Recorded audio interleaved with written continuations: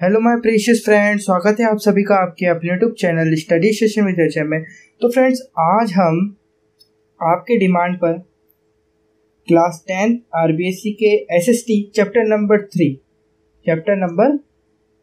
3 अंग्रेजी साम्राज्य का प्रतिकार एवं संघर्ष, अंग्रेजी साम्राज्य का प्रतिकार एवं संघर्ष को स्टार्ट करेंगे।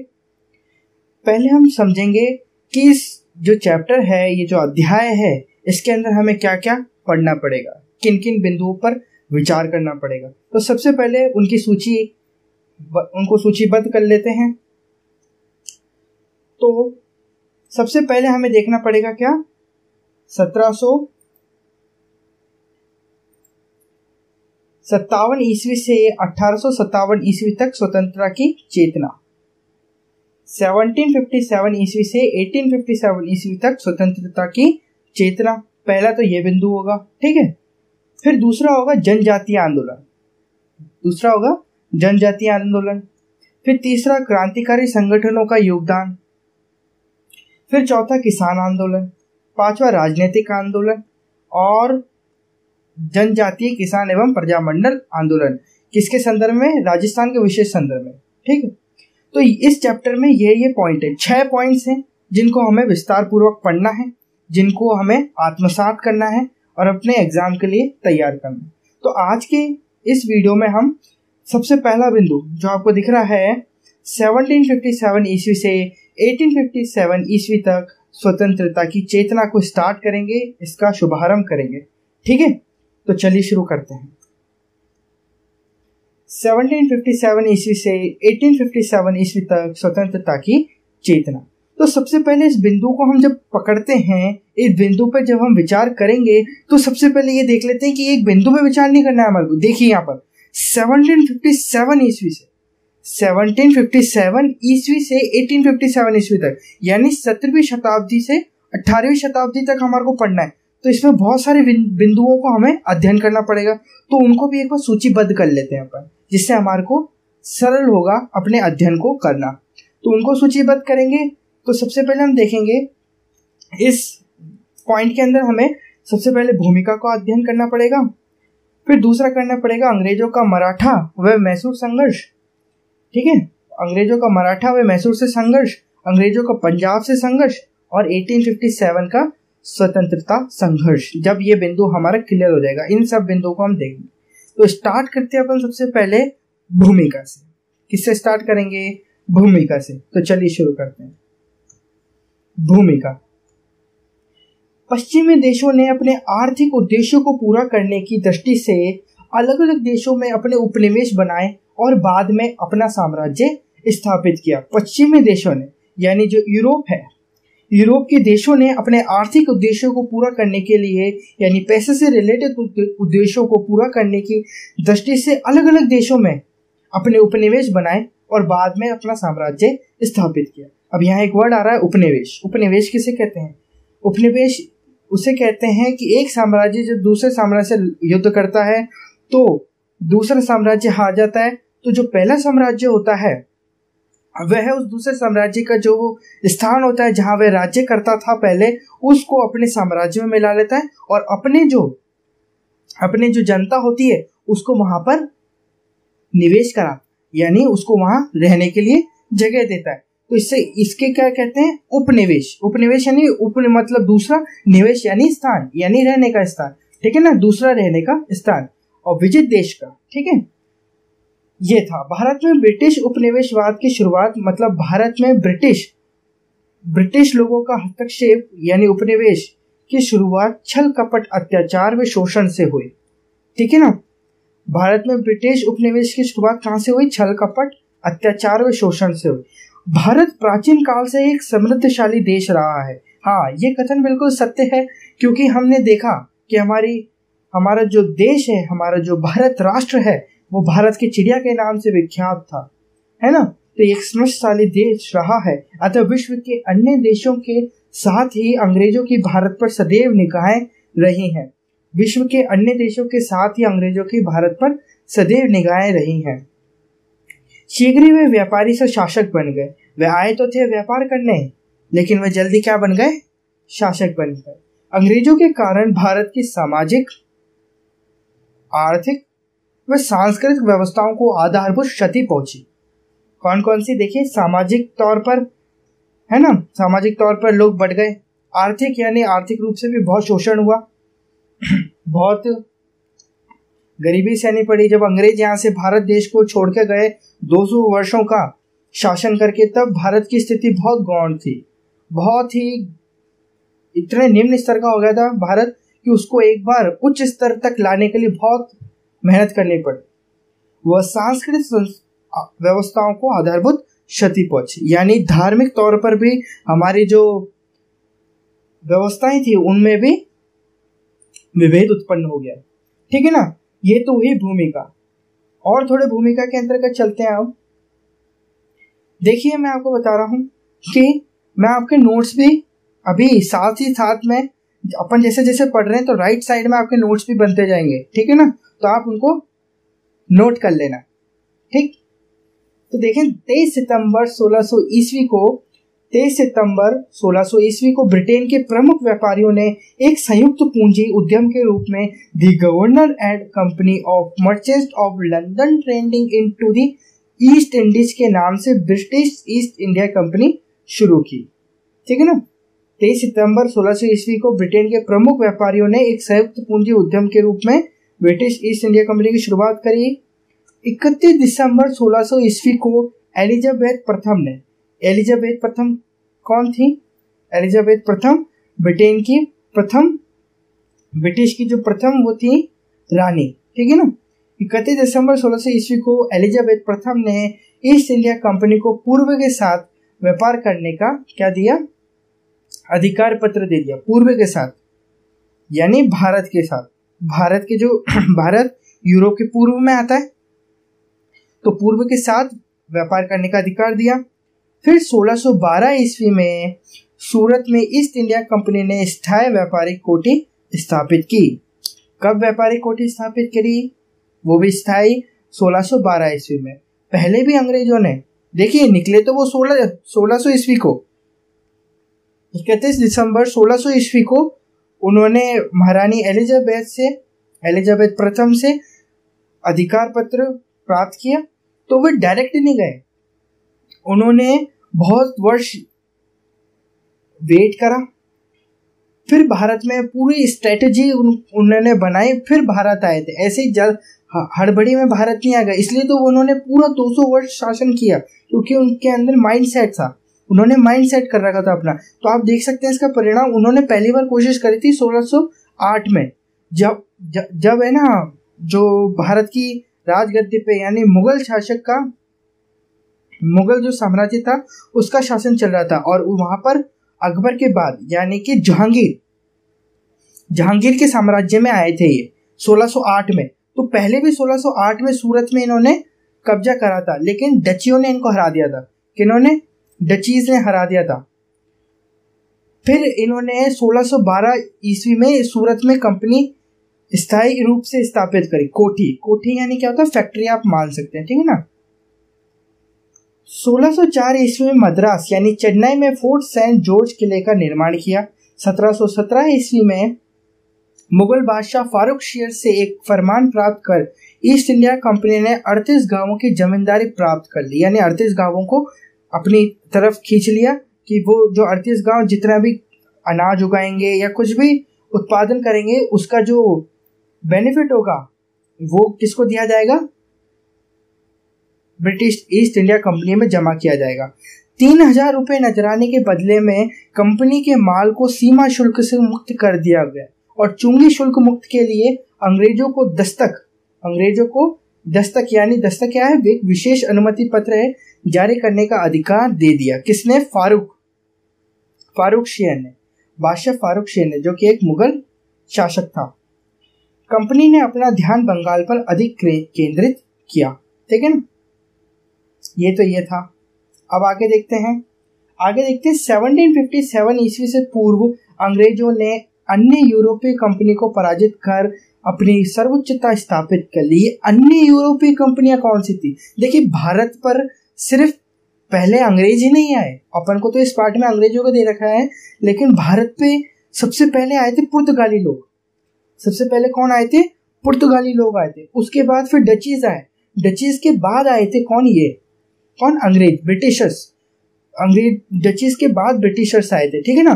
तो जो अन्य यूरोपीय मतलब पुर्तगाली और डचीज हैं उनको पराजित करके अपनी सर्वोच्चता स्थापित कर ली। मतलब जितने भी भारत के अंदर अन्य यूरोपियन कंपनी थी उन सबको ब्रिटिशर्स ने हरा दिया। फिर आगे देखते हैं क्या हुआ। मुगलों से फरमान प्राप्त करने के बाद, यानी फारूक शेर से फरमान प्राप्त करने के बाद ईस्ट इंडिया कंपनी का बंगाल में हस्तक्षेप बढ़ गया। देखिए, बंगाल व्यापार की दृष्टि से बहुत अच्छा है, अच्छा स्थान था, इसलिए उनका जो बंगाल पे हस्तक्षेप ज्यादा बढ़ गया ईस्ट इंडिया कंपनी का। 10 अप्रैल 1756 ईस्वी को बंगाल के नवाब अलीवर्दी खान की मृत्यु हो गई। 10 अप्रैल 1756 ईस्वी को बंगाल के नवाब अलीवर्दी खान की मृत्यु हो गई। उसका उत्तराधिकारी छोटी पुत्री का पुत्र सिराजुद्दौला नवाब बना। उसके बाद कौन नवाब बना? सिराजुद्दौला, बंगाल की उस पर तख्त पर। जबकि पूर्णिया का गवर्नर शौकत जंग भी नवाब बनना चाहता था। अब देखिए, यहाँ पर ध्यान दीजिए, मतभेद उत्पन्न। यहाँ पर अलीवर्दी खान की मृत्यु हुई, उसके बाद उसका उत्तराधिकारी सिराजुद्दौला क्या बना? नवाब बना। लेकिन नवाब बनने की इच्छा किसी और के पास भी थी। वो कौन था? पूर्णिया का गवर्नर शौकत जंग भी नवाब बनना चाहता था। तो अब देखिए, अंग्रेजों ने अवसर का लाभ उठाकर इस अवसर का लाभ उठाया, नवाब के विरोधियों को संरक्षण देना प्रारंभ कर दिया। यानी बंगाल पर जो तख्त पर बैठा था सिराजुद्दौला बैठा हुआ था, उसके जो विरोधी हैं उनको पनाह देना स्टार्ट कर दिया, उनको मिलाना स्टार्ट कर दिया अंग्रेज उसके विरोधियों को अपने पास मिलाना स्टार्ट कर दिया, जिससे कि डायरेक्ट सिराजुद्दौला पे आक्रमण करें और सिराजुद्दौला हार जाए। तो देखिए, अंग्रेजों ने अवसर का लाभ उठाकर नवाब के विरोधियों को संरक्षण देना प्रारंभ कर दिया। आर्थिक मामलों को लेकर नवाब और अंग्रेजों के मध्य काफी मतभेद हो गया। यानी उसने संरक्षण जान गया था अंग्रेज कि ये इसका विरोधी है, तो उनको संरक्षण देना प्रारंभ कर दिया। फिर इसी बीच नवाब और अंग्रेजों के मध्य, यानी सिराजुद्दौला और अंग्रेजों के मध्य मतभेद और बढ़ गए। किसके लिए? आर्थिक मामलों को लेकर नवाब और अंग्रेजों के मध्य काफी मतभेद हो गए, जिसके परिणाम स्वरूप 23 जून 1757 ईस्वी को प्लासी का युद्ध हुआ। फिर क्या हुआ? प्लासी का युद्ध हुआ, जिसमें अंग्रेजों की विजय हुई। अंग्रेज क्या हुए? जीत गए। जीतना ही था भाई। सबसे पहले तो क्या हुआ? अंग्रेजों ने जो इसका सिराजुद्दौला का जो कौन थे दुश्मन थे, उनको संरक्षण देना प्रारंभ करा। संरक्षण दिया तो एक संगठित सेना हो गई। अब संगठित सेना एक सिराजुद्दौला की सेना से तो लड़ेंगी, तो बिल्कुल वो है कि सिराजुद्दौला का हारना तय था। तो क्या हुआ? अंग्रेजों ने बंगाल का नवाब मीर जाफर को बना दिया।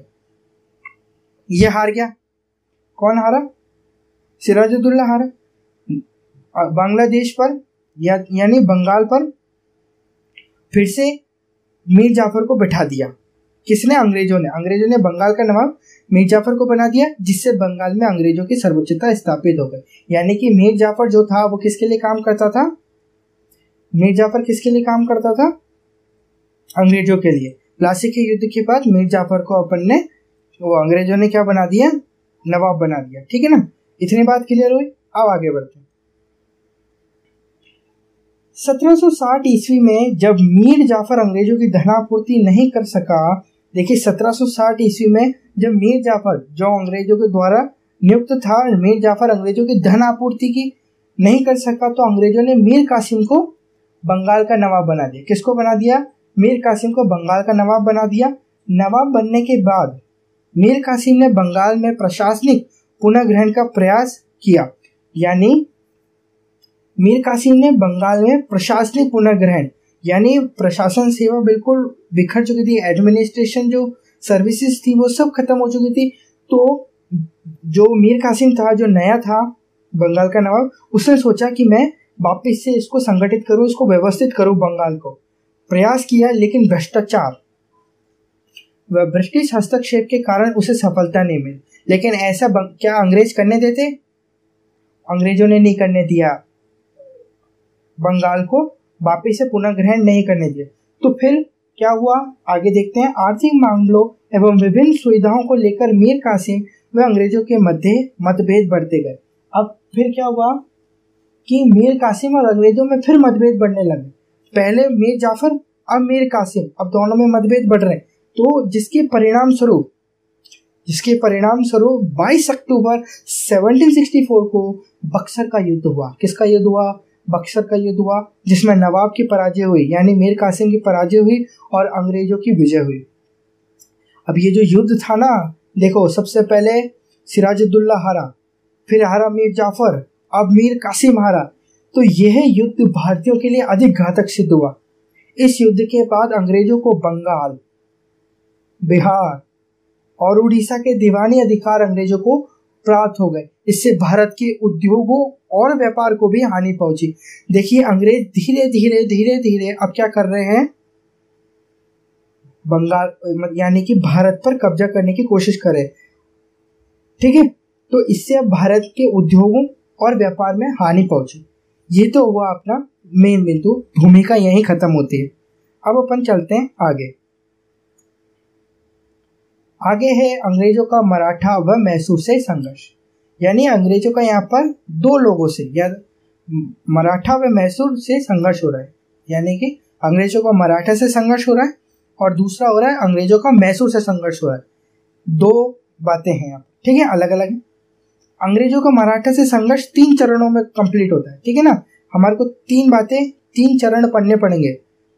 प्रथम अंग्रेजों का संघर्ष, अंग्ल मराठा संघर्ष, द्वितीय अंग्ल मराठा संघर्ष और तृतीय अंग्ल मराठा संघर्ष। इसी प्रकार अंग्रेजों का मैसूर से संघर्ष भी है, जो कि 4 चरणों में कंप्लीट होता है। आज हम क्या देखेंगे? अंग्रेजों का मराठा से संघर्ष देखेंगे। तो चलिए शुरू करते हैं।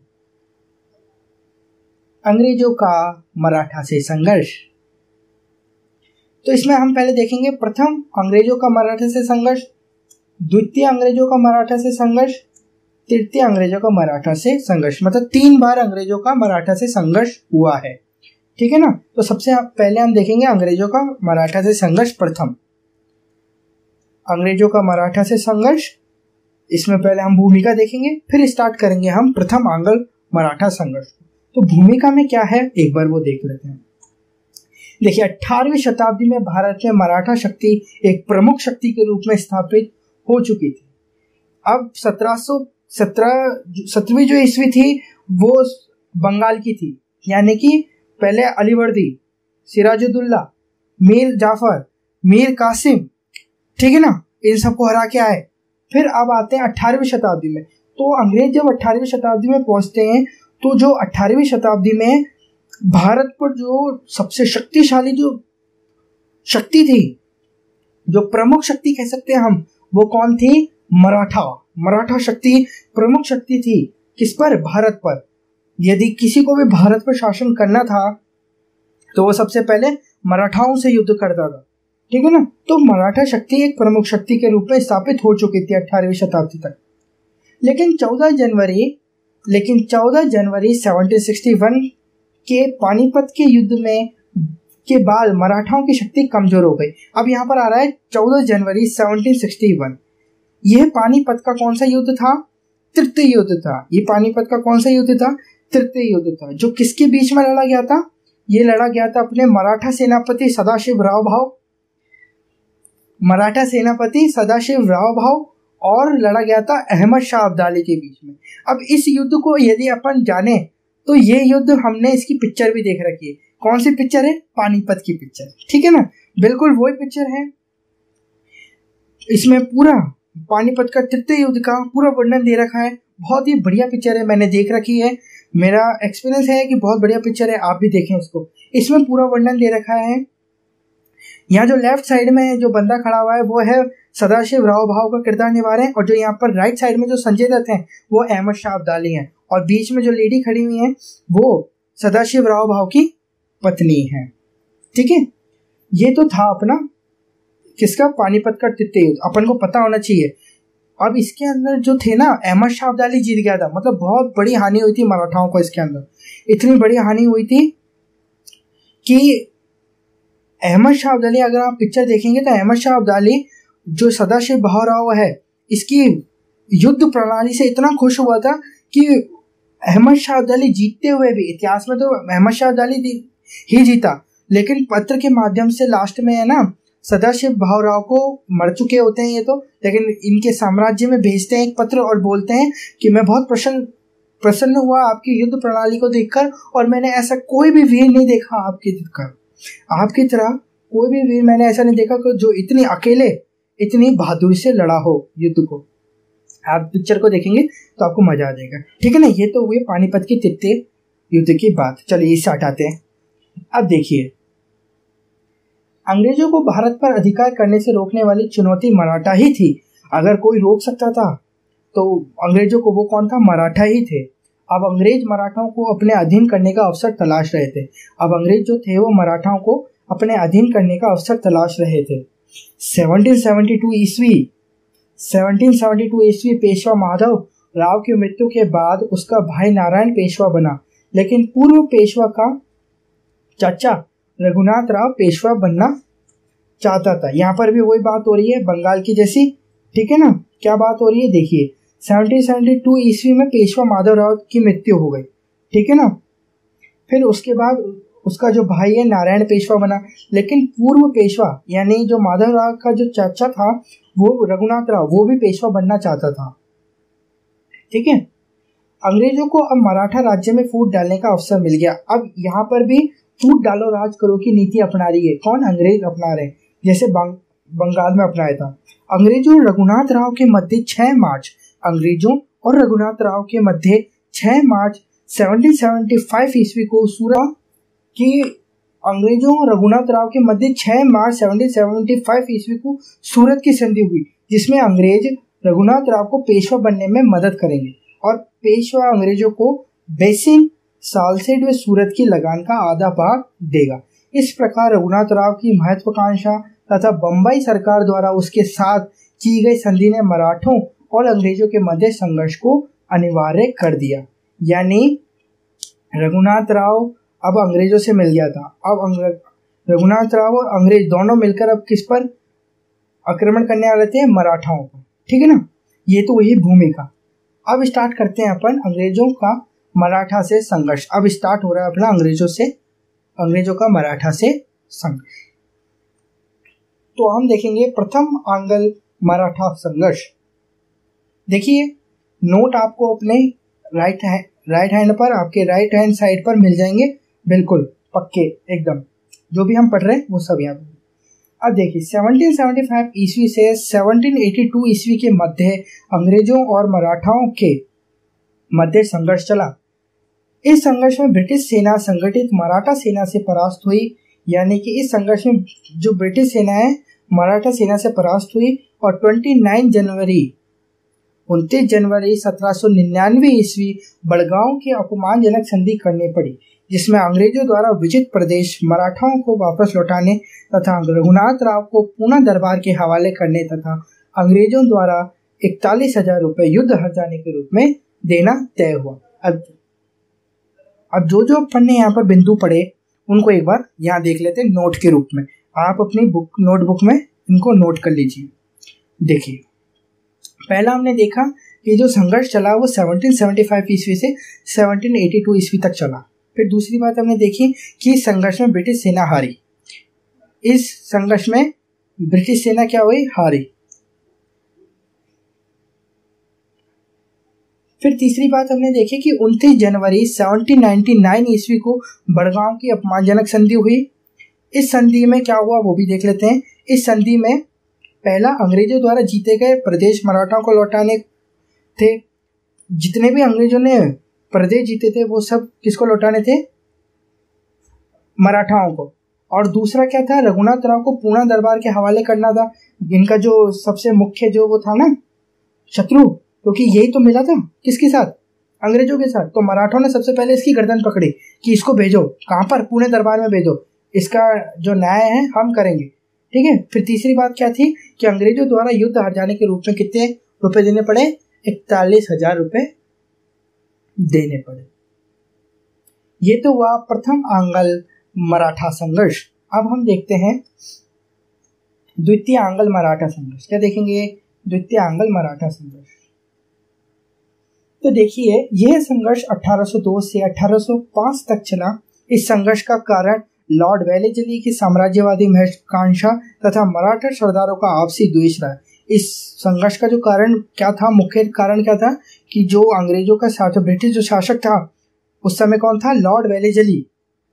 इस साम्राज्यवादी मतलब अपने साम्राज्य को विस्तार करना, अपने साम्राज्य को बढ़ाना की जो महत्वाकांक्षा थी, पहला कारण ये था। और दूसरा कारण क्या था कि मराठा सरदारों का आपसी द्वेष, यानी उस समय मराठा जो सरदार थे वो आपस में ही लड़ रहे थे। देखिए भारत कभी भी हारा नहीं। भारत सिर्फ अपने जो रहने वाले हैं, इस पे जो राज करने वाले थे, स्वदेशी थे, उन्हीं की वजह से हारा, क्योंकि हमेशा से ही अंग्रेजों ने फूट डालो राज करो की नीति अपनाई। अब देखते हैं इस संघर्ष में मराठा सरदारों ने अलग अलग अंग्रेजों से युद्ध किया। देखिए सबसे पहले प्रथम आंग्ल मराठा संघर्ष में हमने क्या देखा कि सब लोग संगठित होकर, वहां एक वर्ड आया था संगठित, है ना, तो वहां सब लोग संगठित यानी मराठा एक साथ जुटकर अंग्रेजों से भिड़े तो जीते। अब क्या हो रहा है, इस संघर्ष में मराठा सरदार अलग अलग अंग्रेजों से युद्ध किया और पराजित हुए। ठीक है ना। अब वो अलग अलग कैसे युद्ध करा, कौन कौन अलग अलग थे मराठा, वो देख लेते हैं। दक्षिण भारत में भोसले ने संघर्ष किया और 1803 ईस्वी में अमरगांव के युद्ध में पराजित होने पर 17 दिसंबर 1803 ईस्वी को अंग्रेजों से देवगांव की संधि कर ली। लालवाड़ी के युद्ध में सिंधिया पराजित हुआ और 30 दिसंबर 1803 ईस्वी में सुरजी अर्जुन गांव की संधि हुई। होलकर और अंग्रेजों के मध्य संघर्ष अनिर्णित रहा। ठीक है। दोनों पक्षों के मध्य जनवरी 1806 ईस्वी को राजघाट की संधि हुई, जिसके अनुसार होलकर ने चंबल नदी के उत्तरी क्षेत्र पर अपना अधिकार छोड़ दिया तथा राजपुताने में आंतरिक हस्तक्षेप नहीं करने का वचन दिया। जो भी अपन ने यहाँ पर पढ़ा उसका एक बार नोट्स बना लेते हैं। यहाँ राइट साइड में आपको एक लाइन दिख रही होगी, यहाँ पर सारे नोट्स तैयार हैं आपके। देखिए सबसे पहला बिंदु है, यह संघर्ष 1802 ईस्वी से 1805 ईस्वी तक चला। ठीक है ना, सबसे पहली बात। दूसरी बात क्या हुई, इस संघर्ष में मराठाओं ने अलग अलग अंग्रेजों से संघर्ष किया, वो अलग अलग कौन कौन थे मराठा। पहला मराठा था दक्षिण भारत में भोसले, दक्षिण भारत के भोसले थे। दूसरा था सिंधिया और तीसरा था होलकर। ठीक है ना। दक्षिण भारत के भोसले के देखते हैं अपन कि भोसले वर्सेस अंग्रेज हुआ, भोसले वर्सेस अंग्रेज लड़े तो अंग्रेज जीता। इसमें कौन जीता, अंग्रेज जीता। अब ये अंग्रेज जीता तो इस युद्ध को अमरगांव का युद्ध के नाम से जाना जाता है। यह युद्ध अमरगांव का युद्ध था। ठीक है ना। अब 17 दिसंबर 1803 ईस्वी में देवगांव की संधि हुई। ठीक, ये तो था दक्षिण भारत के भोसले का पूरा इतिहास। अब दूसरा सिंधिया, अब सिंधिया वर्सेस अंग्रेज हुआ। अब सिंधिया वर्सेस अंग्रेज में जीता कौन, अंग्रेज जीता, क्योंकि हमने पहले यहाँ देखिए हमने अंग्रेजों से युद्ध किया और पराजित हुए। ये जो लाइन थी पराजित हुए, ये तो पहले हमारे को पता था कि ये हारने वाला है। ठीक है ना। इसलिए हर बार कौन जीता, अंग्रेज ही जीते। लेकिन आगे देखते हैं सिंधिया के हैं, सिंधिया वर्सेस अंग्रेज हुए, जीता कौन, अंग्रेज। ये युद्ध ललवाड़ी का युद्ध कहलाता है क्योंकि ललवाड़ी की स्थान पर लड़ा गया था। ठीक है ना।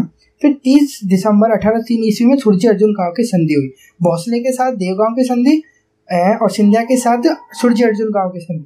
फिर आते हैं होलकर भाई, तो होलकर भाई की विशेष अंग्रेज हुए तो ये जो युद्ध था वह अनिर्णित युद्ध हुआ, लेकिन इसमें संधि हुई। इस संधि राजघाट की संधि हुई और राजघाट की संधि के हुई तो इसके अनुसार होलकर ने चंबल नदी के उत्तरी क्षेत्र पर अपना अधिकार छोड़ दिया तथा राजपुताने में आंतरिक हस्तक्षेप नहीं करने का वचन दिया। ठीक है, ये थी इतनी बात, समझ में आया। अब अपन चलते हैं तृतीय पॉइंट पे, तृतीय आंग्ल मराठा संघर्ष। तो तृतीय आंग्ल मराठा संघर्ष है, इसके अंदर हम देखते हैं भारत में अंग्रेजों की सर्वश्रेष्ठता बनाए रखने के लिए 13 जून 1817 को पेशवा के साथ तथा 5 नवंबर 1817 ईस्वी को सिंधिया को अंग्रेजों के साथ अपमानजनक संधि करनी पड़ी। देखिए अपमानजनक संधि करनी पड़ी अंग्रेजों के साथ, किसको, एक तो पेशवा को और दूसरा सिंधिया को। डेट आपको दे रखी है। ठीक है ना।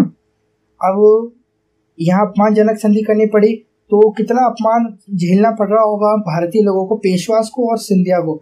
तो देखिए आगे, इन अपमानजनक बंधनों को तोड़ने के लिए इन अपमानजनक बंधनों को तोड़ने के लिए मराठाओं ने संघर्ष आरंभ कर दिया। यानी कि अब हम मरे या कुछ भी हो, ये जो हमारे ऊपर कलंक लगाए अब हम इसे दूर करके ही रहेंगे। तो अब क्या हुआ, मराठाओं ने संघर्ष आरंभ कर दिया, लेकिन पेशवा की किरकी भोसले की सितवड़ी तथा होलकर की महेंद्रपुर स्थान पर पराजय हो गए, फिर से हार गए, फिर से तीनों की तीनों हार गए। तो अब देखिए अब क्या हुआ हारने के बाद। 18 जून 1818 को मेलकाम ने पेशवा के साथ संधि की।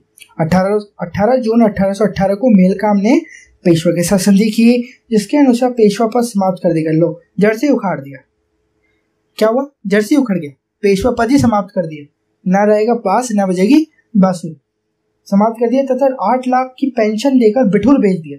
अब बिठूर क्या है, बिठूर कोई ऐसा नहीं है, बिठूर एक स्थान है। और कहाँ का, उत्तर प्रदेश में एक स्थान है, उत्तर प्रदेश का एक स्थान है बिठूर, ठीक है ना। वहां भेज दिया गया 8 लाख पेंशन देकर कि जाओ भाई, जहां पर 1852 ईस्वी में मृत्यु हो गई, जहां पर इनकी मृत्यु हो गई 1852 ईस्वी में।